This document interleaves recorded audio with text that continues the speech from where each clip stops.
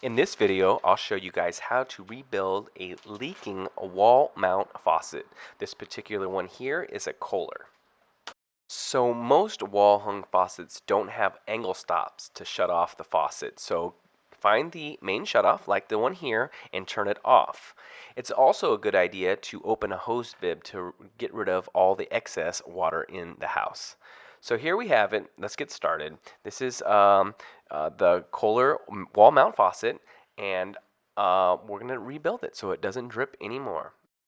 Here is the replacement part. This is called the cartridge that needs to be replaced. This is why it's dripping. And what I've done is I previously removed the cartridge to match it up. And now we're going to simply take the handle off of the faucet and start getting down to where the cartridge goes. So I've grabbed the correct sized Allen wrench, and the first step is to remove the handle by turning the Allen wrench like this in a counterclockwise motion. And you don't even need to go all the way. Keep that Allen nut intact. It's an okay thing to do, meaning you don't need to completely remove that Allen, but right there we did. So here is the handle that needs to be removed. And then the next step is to remove this flange here, and that just needs to be turned also in a counterclockwise motion. And sometimes you can do it just with your hand, but most of the time you will need a channel locks or some sort of wrench to get that off. Once that is totally off, we can move to the next step, which is to remove this secondary flange that holds in the cartridge. This is the actual thing that keeps the cartridge from blowing out. And as you can see, there are a couple grooves on that shiny metal part that are flat right there, and there's a second one on the exact opposite side.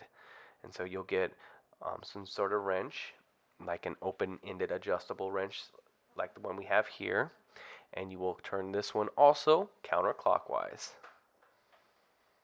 One thing I forgot to mention is it's a good thing once your main shutoff is off to turn this faucet on, drain out any excess water, and make sure that in fact it is in the off position. So here we go, spinning that second flange, the one that holds the cartridge in place, off, turning it counterclockwise with an open-ended adjustable wrench.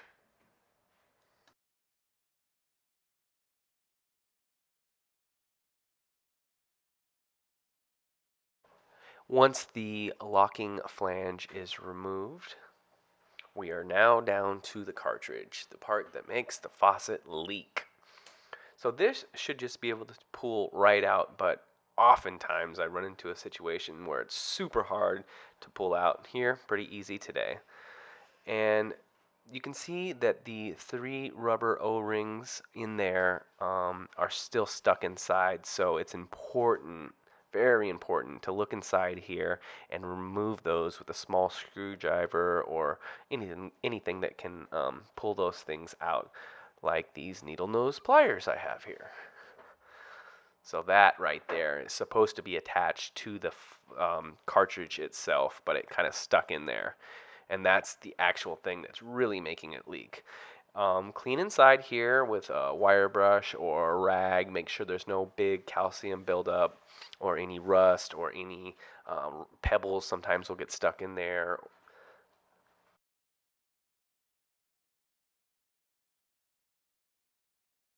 Now it's the fun part. We can install the new cartridge so the faucet doesn't leak. Alright, so there's 2 little tits. Yes, I said it, and that's the correct terminology, believe it or not, that line up with the 2 grooves inside the brass part there. So there's only one direction that this cartridge can be installed and no other. So you'll feel it kind of lock in place when you seat it in the correct position, like we have here. And I'm just putting a little grease around these threads here to make installing and removing this lock nut a little easier for next time. And what we'll do is simply thread it back together, turning it clockwise, not cross-threading it like my helper is doing right here.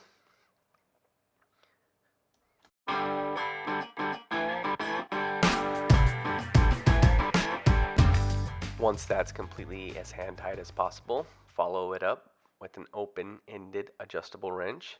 And we're going to have to get this thing pretty snug. Not too tight, but tight enough so it doesn't blow out with the pressure.